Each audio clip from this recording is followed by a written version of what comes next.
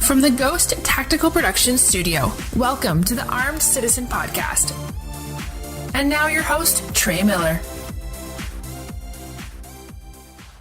Welcome to the Armed Citizen Podcast. I am your host, Trey Miller with Ghost Tactical, and I want to send to everybody a special happy Thanksgiving, and I hope your holiday season for Christmas and Hanukkah and all of that is starting in a wonderful way. I hope no one got hurt during the madness of Black Friday.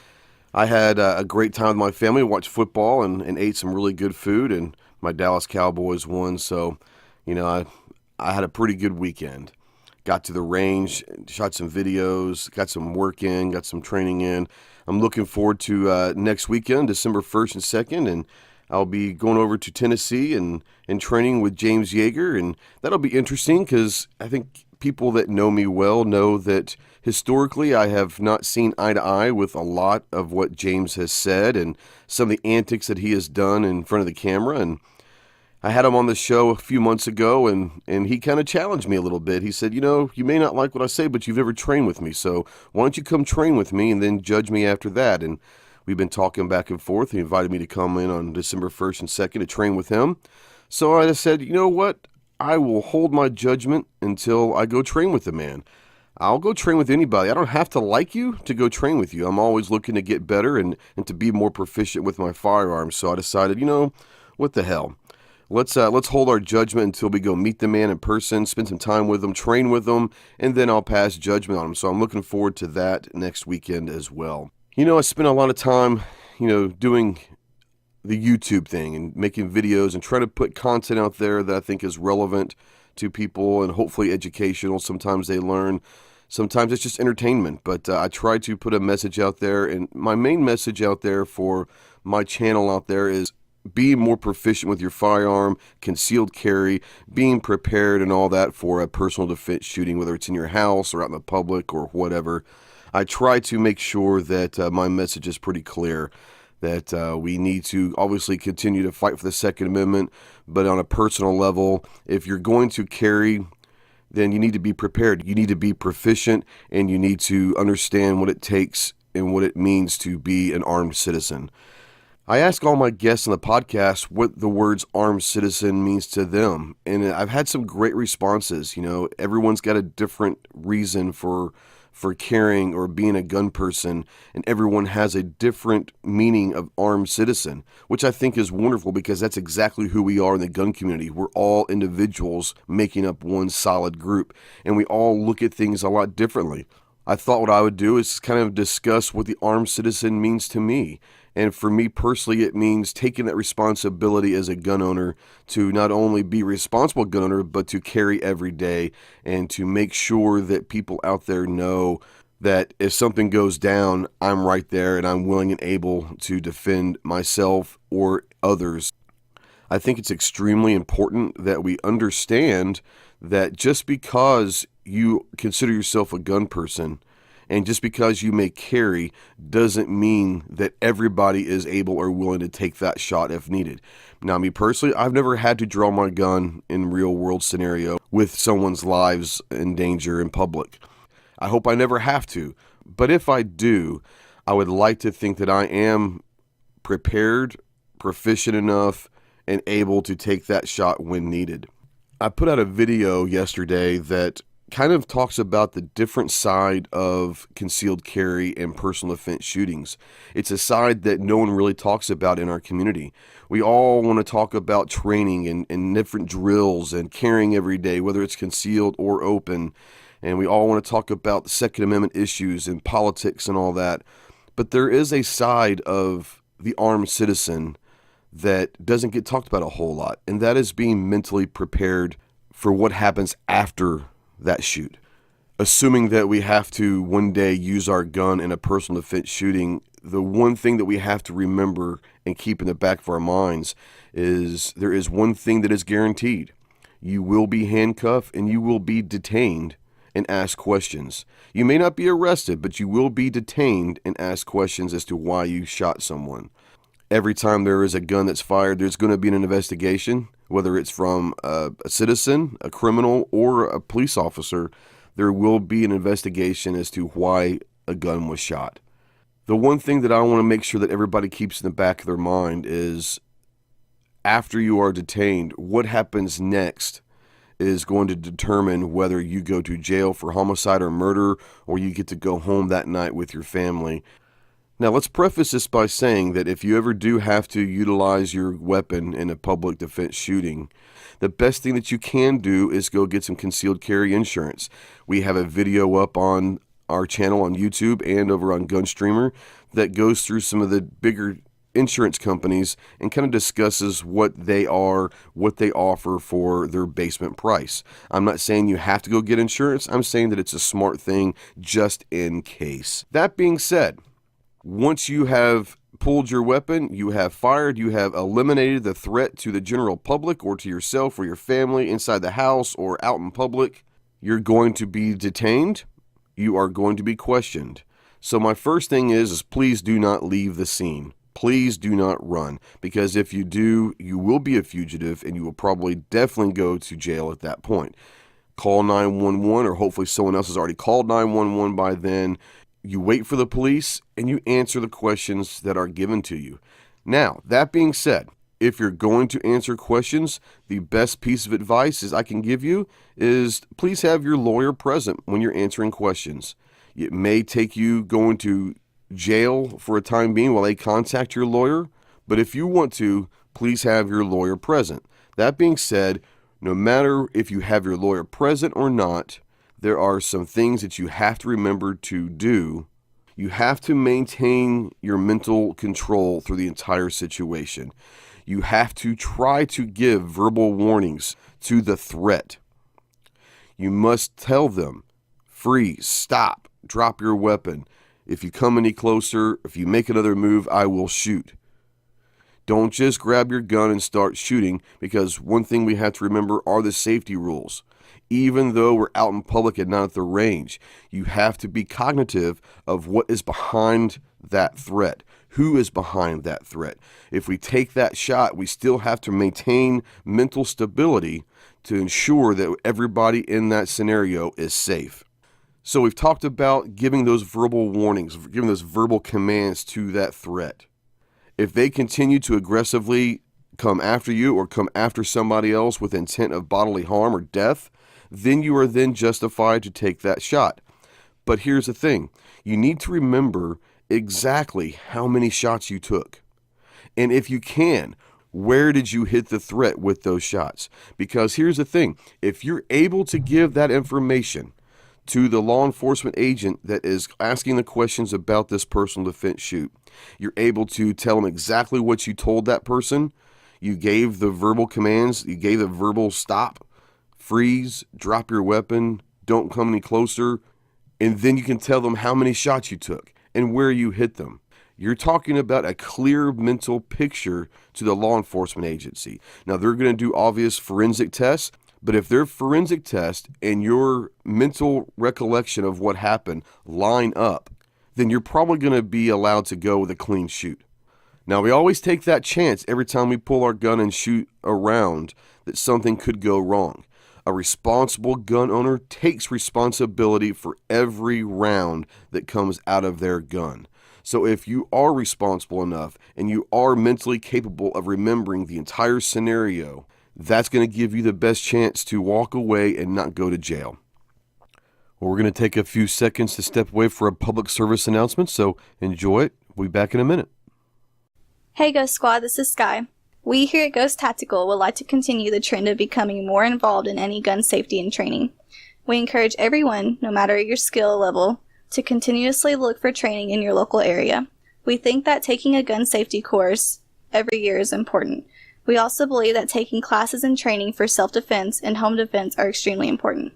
Make sure to go looking for classes and training opportunities when you can. This not only helps you become more proficient with your firearm, but it helps support your local instructors and Second Amendment community as a whole. Thank you, Sky. And I want to continue that on by saying that not only do we want to continuously train and practice, but also try to bring someone else with you. If you have a friend that is interested in guns or trains a lot, it's always nice to have someone to train with. It's always nice to have someone push you to get better and all that. So always try to find someone to train with as well. That's a big, big thing. Now, with the holiday season coming up and everyone's looking for gifts for everybody, if you're looking to get someone a gift this holiday season and you know kind of what you're looking for, and you also want to maybe help support the channel and the Armed Citizen podcast and Ghost Tactical Productions, we encourage you to go visit our website, www.ghosttacticalproductions.com. On the front page there's some links to some of our partners: Sportsman's Guide, Brownells, Palmetto State Armory, Concealment Express, Crossbreed Holsters, We the People Holsters. Some of these companies that we are working with, we have links to their shops. If you're going to shop at these places, we ask you to go through our links on our website. At this point, if you buy something going through our links, we do get a percentage back from these companies. So it is a way to support us, the channel, the podcast, and everything that Ghost Tactical Productions does. So that's enough for that. Let's move on to the next segment of the show, and we're going to discuss taking the fight to the anti-gunners. I've been on multiple other shows in the last week, and we've all been discussing a lot of legislation out there that the anti-gunners and the left are trying to bring to the table, and it's kind of scary. Some of these bills at the federal level and the state level are extremely scary proposals of bills. They will change the face of the Second Amendment if they go through. Now, I'm going to start out by saying this. I do not believe that the boogeyman is out for our guns. I do believe that the House of Representatives will probably try to present some legislation and try to get them passed. That being said, the midterm elections did give us a little more of a cushion in the Senate, that even though these bills might get passed in the House, I do not truly believe that they will get passed in the Senate. If by some strange coincidence that it does get passed in the Senate, I do not believe that President Trump would sign it. I think that he would veto it, knowing that they do not have the 2/3 to override his veto. Now, let's say that the crazy man in the White House does happen to sign these things. I do believe that going to the Supreme Court, now that we have a 5-4, more conservative, more gun-friendly Supreme Court, will probably overturn it, saying it's unconstitutional. I do not believe that there is a boogeyman out there trying to get our guns. Maybe I'm naive, maybe I'm just optimistic, but I do believe that there is a threat out there that we need to stay vigilant with. We need to continuously contact our state and local representatives and our federal senators and congressmen. Make sure that they understand that we will not take any bills that would change the face of the Second Amendment. Now that I throw my 2 cents out there, I thought what we would talk about is something that I've talked about on a couple different shows in the past week. I've been fortunate enough to sit on some panels and some discussions that were good discussions. Some of them got a little bit heated, and that's great.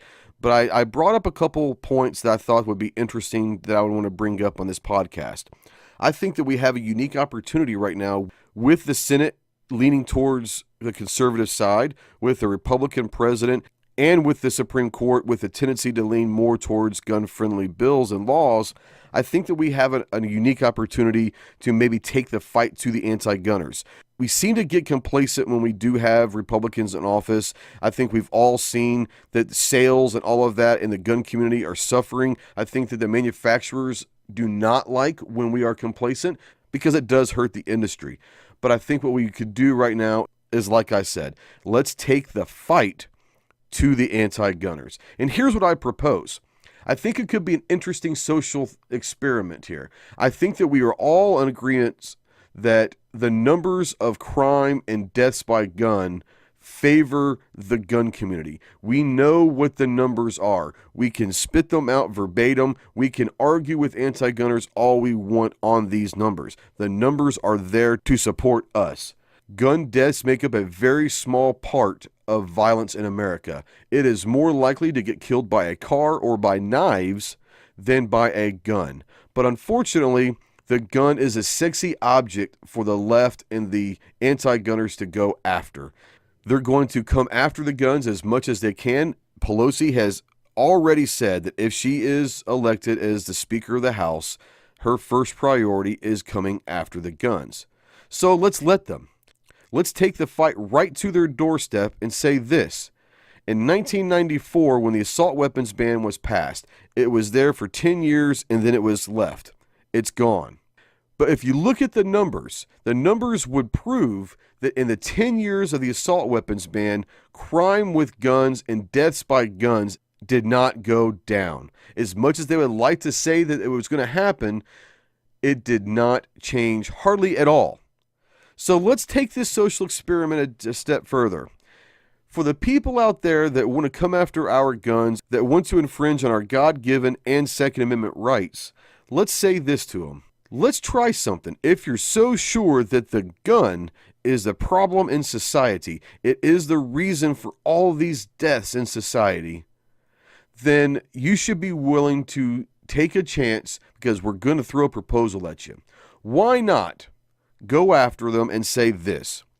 Let's take a 10-year span. Hell, we'll give them a 5-year span if they want to do it that way, a shorter time period. But in those 5 years, we're going to eliminate the 4473, which is basically the background check in the NICS system that every gun owner has to go through when they buy a gun. Let's eliminate the 4473 in the NICS system for 5 or 10 years, whatever you want to come up with. Also, we're going to take all gun control out. We're going to take it off the books for 5 years. And at the end of those 5 or 10 years, whatever we come up with, we're going to look at the numbers. And if the numbers suggest that crime has gone up, deaths by gun have gone up, then we'll come back to the talking table and we'll discuss more gun control bills. But if not, then we will repeal the NFA. 4473s will no longer ever be part of the books, and no more gun control.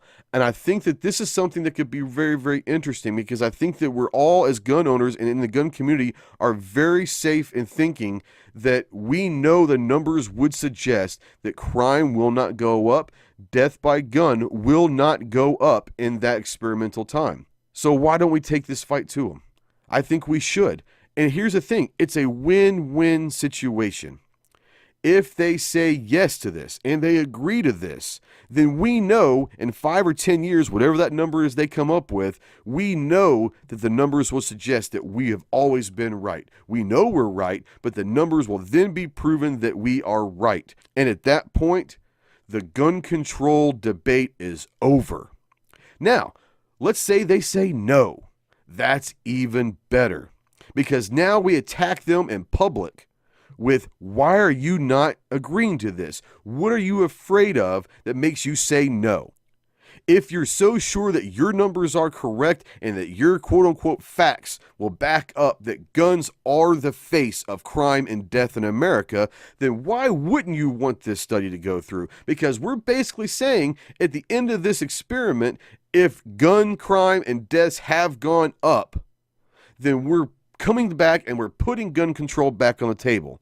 But I think they're going to say no, and that's a beautiful thing, because then we can attack them and say, what are you afraid of? Why are you going to say no?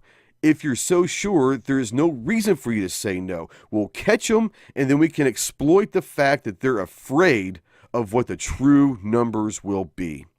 So what I'd like to hear from you guys is comment on this podcast and let me know what you think of this proposal and if it's something that we can get behind. I think in order to do this, it needs to start at the local and the state levels, and then we need to bring the Second Amendment Foundation, the Gun Owners of America, and the NRA in on this, and hopefully collaborate together with a strong, unified back and message and say the gun community is tired of being the face of death in America. It's just not the case, and we're sick and tired of being forced upon these gun control bills and to be looked upon as evil people. We are normal, everyday people that just happen to enjoy guns. There are many people in my life that are friends of mine that probably do not know that I carry every single day. These are people that are friends that we hang out with, that if they knew I carried every day, I wonder if they'd think differently of me. Just because I carry a gun does not make me a different person. Just because I carry a gun does not make me someone evil, and just because I carry a gun does not mean that I'm out there to do harm. I am here to protect people that cannot protect themselves. I'm here to protect myself, my family, my friends, and anyone out in public that may be in a life-threatening situation. That's who I am, and that's who we are. So why not take a chance, because I think that we are very secure in knowing the numbers will back us up. I think we should take the fight right to them, and instead of being complacent and trying to stop bills, let's flip the script on them and take it right to them and say, you think that you are right, we know that you're wrong, and we're willing to prove it. All right, so there's my rant for the week. I hope I didn't go too far off the deep end, but I really do think that we have a unique opportunity to really push the Second Amendment agenda with everything lining up the way it is, with the Republican Senate, Republican in the White House, and with a Supreme Court that has shown the ability and the tendency to maybe lean towards more conservative and more pro-gun interpretations of laws. I think that we should not only keep fighting vigilantly to attack any anti-gun legislation, but force their hand. Let's be aggressive. Let's really try to go after certain aspects of these bills and try to push our own agenda. We have this opportunity. Let's take that opportunity and really try to do some good for the community. Guys, I really want to thank you for supporting and listening to the podcast. We started this a couple months ago, and it's kind of blown up. I never anticipated it.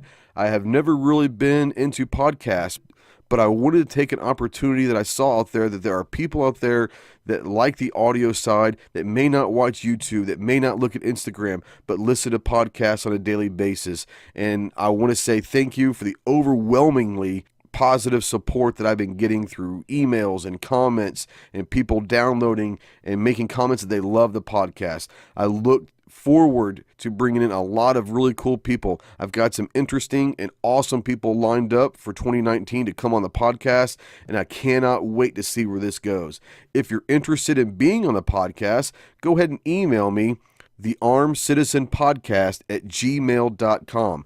Let me know who you are, where you are in the gun community. And you don't have to be pro-gun. If you're anti-gun and you want to have a nice civil discussion, I wouldn't call it a debate, we'll call it a discussion. If you want to have a nice civil discussion, we can do that for sure. I'm not against having these conversations. I think it's something that we have to have. I think that discussions are healthy, and I think it also brings awareness to everybody on both sides of the aisle. So guys, thank you so much for always listening. I hope that you're having a wonderful kickoff to the holiday season. Like I said, if you're out there and you're looking for things to buy, your people that are in your life that are pro-gun or outdoorsy or hiking or camping, anyone that spends time outdoors, please go to our website, www.ghosttacticalproductions.com, and check out our partners. These companies have some great deals going on right now, and obviously if you buy some of their products through our website links, we will also get a percentage of that sale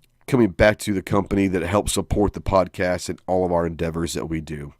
So I want to close out by saying this: train often, train safely, be more proficient with your firearm, and stay in mental control of every round that goes through your gun. Whether you're at the range, you're doing some training, or in that worst case scenario, you have to use your gun in public to defend yourself or somebody else, be mentally prepared and aware of what's going on in that situation. And let's take the fight to the anti-gunners. Let's really try to get on board and see if we can push some stuff through and say, not only are we going to fight anti-gun legislation, but we're going to be aggressive and we're going to try to bring the rights back to the people. Thank you so much. I love every single one of you guys, and we will see you next time. Thanks for listening to the Armed Citizen Podcast. To check out our full lineup of pro-gun media content, including our product reviews, live shows, and other Second Amendment activity, please check out our website, www.ghosttacticalproductions.com.